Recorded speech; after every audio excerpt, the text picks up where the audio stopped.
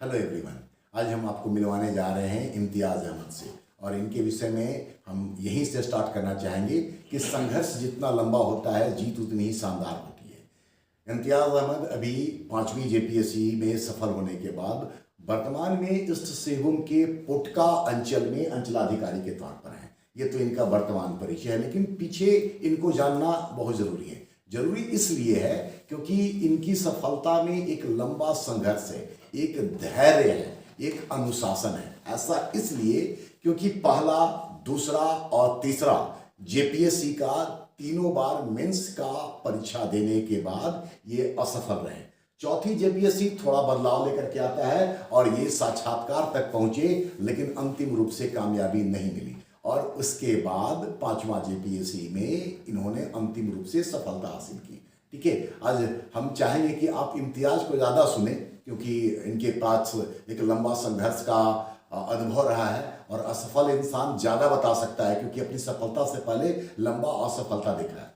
एक बात और कि 2001 28 अगस्त को पहली बार इम्तियाज संस्थान से जुड़े थे और उसके बाद हम लोग कंटिन्यूअस जुड़े रहे हैं तब तक जब तक रिजल्ट नहीं हुआ। अब अपनी पूरे इस संघर्ष के दौर को इम्तियाज अपने सुनने वालों को बताएं।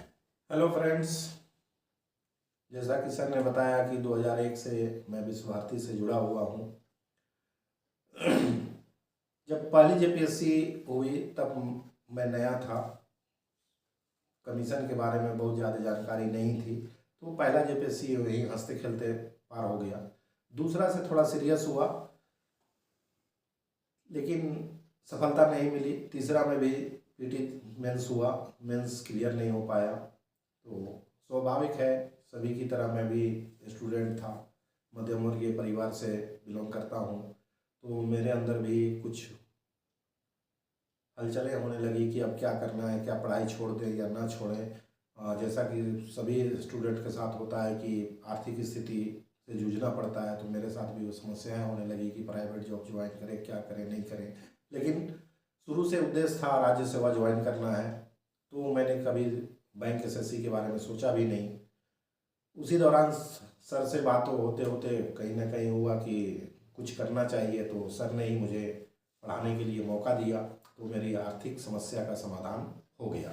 और वो मेरे लिए एक मील का पत्थर साबित हुआ, इसलिए कि जब आर्थिक समस्या का समाधान हुआ तो मैं अपने टारगेट पर पूर्ण रूप में फोकस हो गया और धैर्य को बना कर रखा और चौथी जेपीएससी में मेंस क्वालिफाई किया, इंटरव्यू तक पहुंचा। लेकिन सभी को पता है कि चौथी जेपीएससी में कुछ परिवर्तन होने से, स्केलिंग की पद्धति लागू होने से मेरे जैसे बहुत सारे अच्छे स्टूडेंट्स बाहर हो गए थे और तब पूरी तरह टूट गया कि अब क्या होगा, इसलिए कि उम्र का आखिरी पड़ाव भी आ गया था। लेकिन भी रिजल्ट के बाद कुछ दिनों के बाद सर से मिला। पहले तो हिम्मत ही नहीं हो रही थी कि मिले, लेकिन मिला अंतिम रूप से। सर ने कहा कि एक बार फिर ट्राई करो। तो हमको पता था कि 3 नंबर से मेरा रिजल्ट छूटा है, तो उसको अगर हम रिपीट करें तो निश्चित रूप से हम आगे बढ़ सकते हैं। और कोचिंग से लगातार जुड़ा रहा, सर लोग के सानिध्य में रहा और मेरे पेरेंट्स का बहुत बड़ा रोल रहा, खास करके मेरी माँ का, कि बेटा नहीं हुआ है तुमको कोई बड़ा चीज़ मिलेगा, इसलिए नहीं हुआ है। अच्छा इम्तियाज, संघर्ष के दिनों में कोई ऐसा बात, कोई ऐसा वाकया जिसने आपको उस संघर्ष के दौर में हिम्मत बढ़ाने का, हिम्मत जुटाने का कहीं ना कहीं काम किया हो, ऐसा कोई वाकया आप बताएंगे? सर, थर्ड जेपीएससी नहीं होने के बाद पूरी तरीके से डाइवर्ट होने का एकदम चांस हो गया था, चांस बन गया था और इनफैक्ट मैं एक कंपनी ज्वाइन भी कर ली थी। मैं दुमका चला गया था, वहाँ पे जाकर के मैं काम करने लगा। तो रेलवे देवघर से दुमका के बीच जो रेल लाइन बन रही थी उसमें मैं साइट मैनेजर था, मुझे याद है। तो जब रात को आके सोता था तो कहीं ना कहीं खुली आंखों से सपने देखता था और उसी दौरान एक चीज़ ये आया मेरा कि कहीं ना कहीं मेरा लैंग्वेज बिगड़ गया था काम करते करते वहाँ पे, कि सुबह जाओ तो लेबर को डांट डपट करो, मतलब वो वाली भाषा आ गई, वो आ गई। और एक दिन अचानक क्या मेरे दिमाग में आया रात को कि मेरा बाप मध्यम वर्गीय परिवार से और मुझे पढ़ा करके यहाँ तक लाया। मैं क्या कर रहा हूँ, आज साइट मैनेजर हूँ, कल को पेटी कॉन्ट्रैक्टर बनूंगा। मेरे बाल बच्चे, मतलब लक्ष्य पूरा भटक गया। दिमाग में आया कि मेरे बच्चों को यही कहा जाएगा कि देखो ये ठेकेदार का बेटा है। और सुबह उठा और मैं रांची के लिए रवाना हो गया और आ करके बॉस को कहा कि अब मुझे काम नहीं करना है। और खुशकिस्मती से उसके दूसरे दिन ही रिजल्ट आ गया, और रिजल्ट आया तब सर से मैं जाकर के पुनः मिला और एकदम अपने आप को पूरे तरीके से समेट कर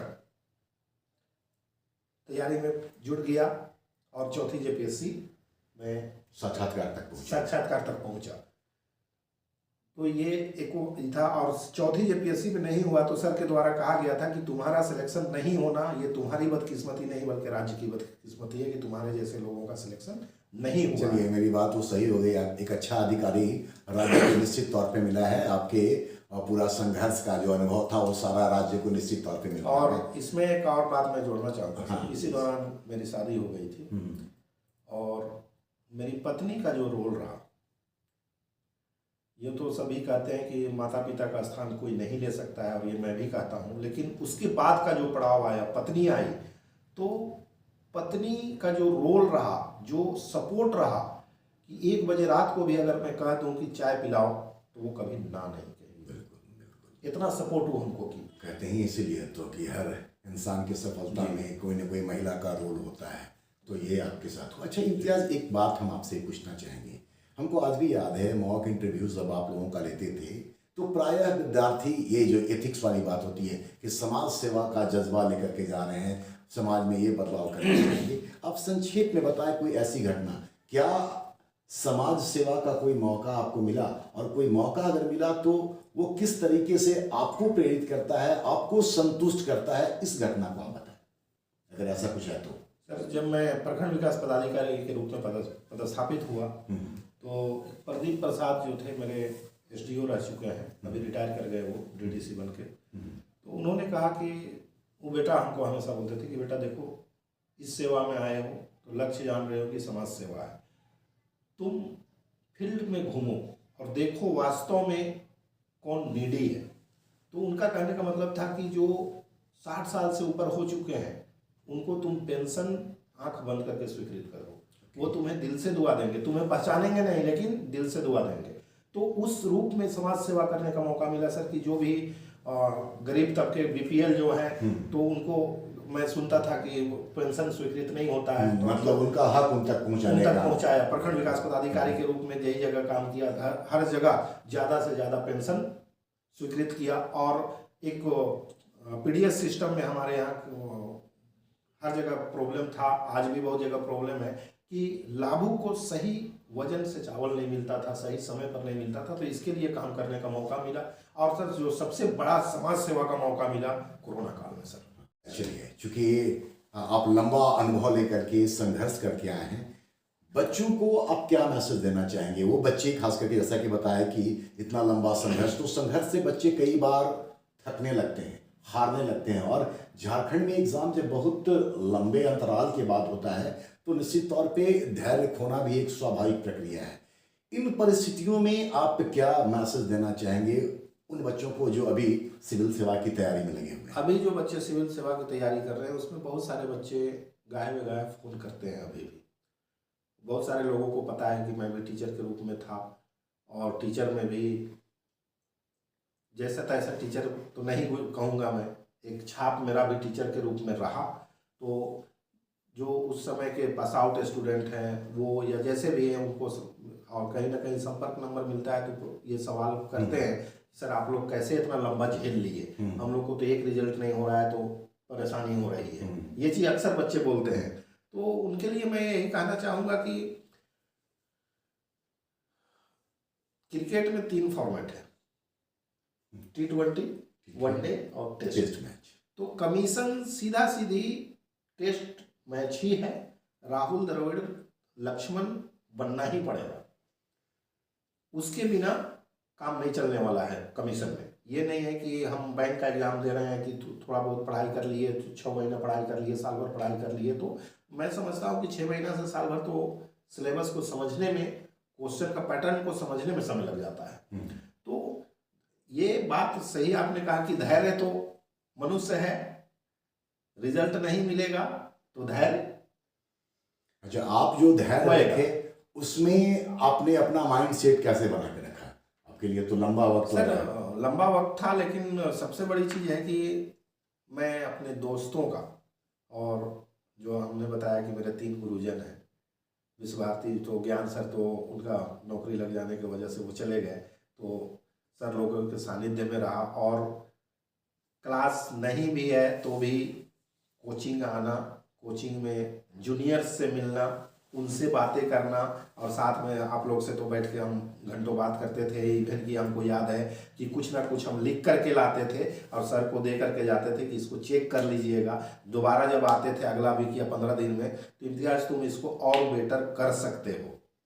तो कभी कभी गुस्सा भी लगता था कि इसमें और हम डालें तो डालें क्या, तो फिर उसको रिफॉर्मेट करते थे और फिर लिखते थे।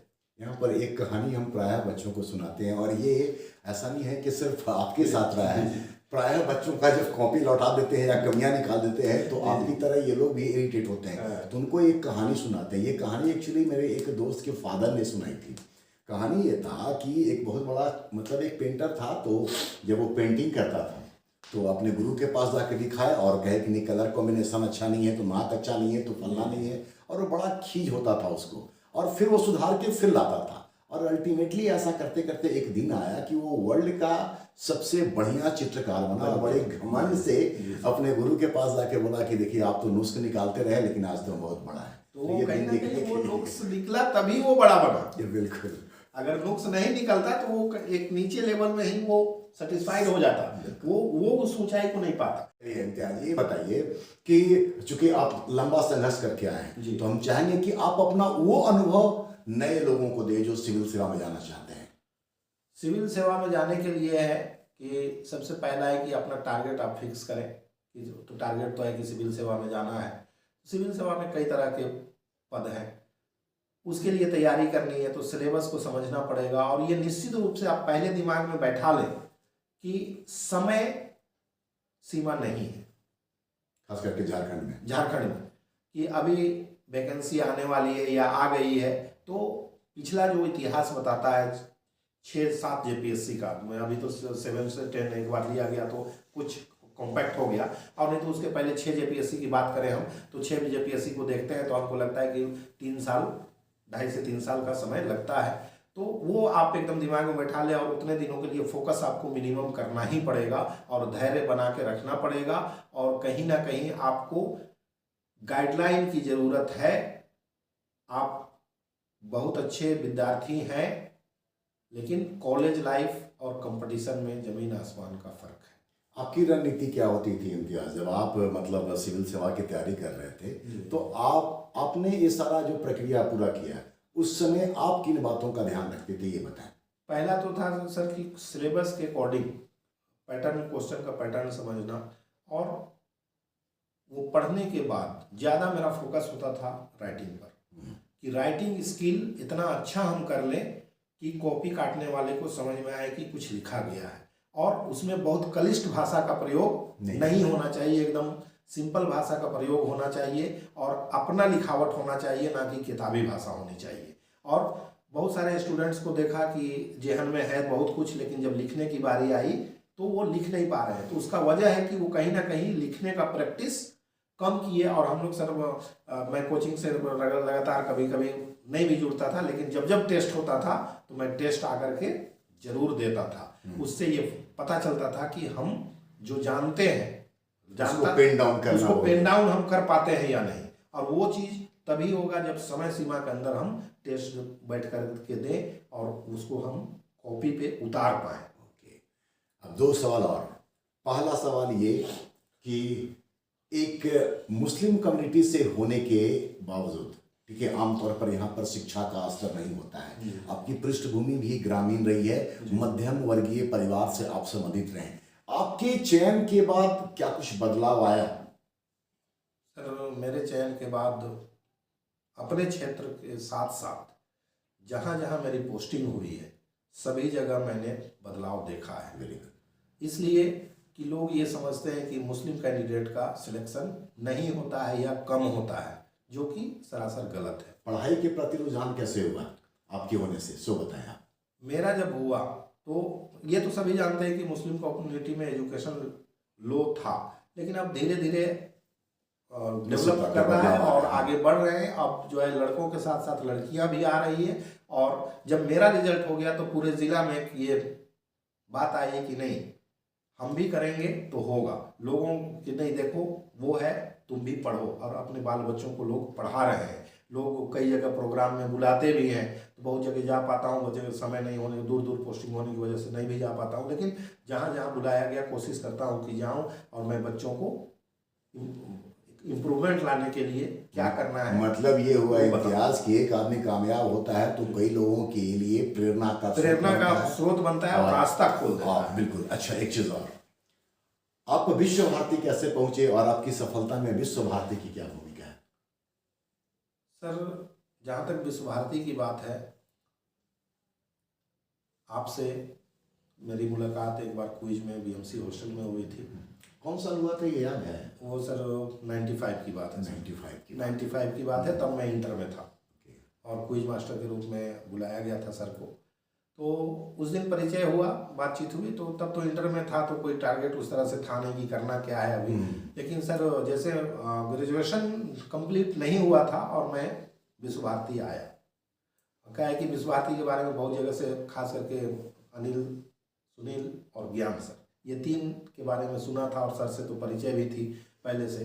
तो मैं कहीं इधर उधर भटका नहीं, सीधे विश्व भारती आया और सीधे आके बोला कि सर हमको क्लास करना है, एडमिशन लेना है, और मैंने एडमिशन लिया।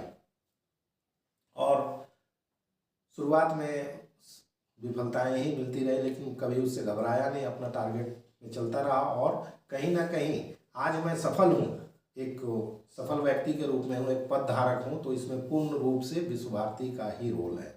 चलिए, बहुत बहुत धन्यवाद विश्व भारती को इस तरीके से मतलब बयान करने के लिए। इसलिए सर कि वो सिर्फ गुरु की ही बात नहीं है सर। जब कुछ दिन हुआ तो हम एक टीचर सर्किल में आ गए, टीचर के रूप में आ गए। टीचर के रूप में आए तो विश्व भारती में भी हमको सेवा देने का मौका मिला। मुझे तो अच्छी तरह से याद है कि क्लास के बाद हम लोग भाई की तरह होते थे, दोस्त की तरह होते थे, क्योंकि लंबा वक्त गुजरा था। अभी भी बहुत सारे लोग जॉब में हैं जो हमसे सीनियर भी हैं, जूनियर भी हैं, लेकिन मैं उनको पढ़ाया है। हाँ, बिल्कुल बिल्कुल बिल्कुल। तो कुल मिलाकर के हम बहुत लंबा नहीं बात करना चाहेंगे इम्तियाज, ठीक है? आप एक दिन भर काम करके थके हुए हैं। ये जो बातें ये जो सामने आ रही है निकल करके कि डिटर्मिनेशन, डिवोशन, सही डायरेक्शन, लक्ष्य पर केंद्रित होना और संघर्ष का रास्ता नहीं छोड़ना, अगर ये जज्बा हो जैसा कि इम्तियाज ने शो किया है, फिर दोहरा दें कि 4 जेपीएससी में अल्टीमेटली किसी भी स्टेज पर असफल होने के बाद 5वीं जेपीएससी में सफलता हासिल करना और आज उस पद पर काम करना और समाज सेवा का जो इन्होंने अपना मौका जो इनको मिला वो बताया, ये तमाम चीज़ें एक इंसान को सफल इंसान बनाती है।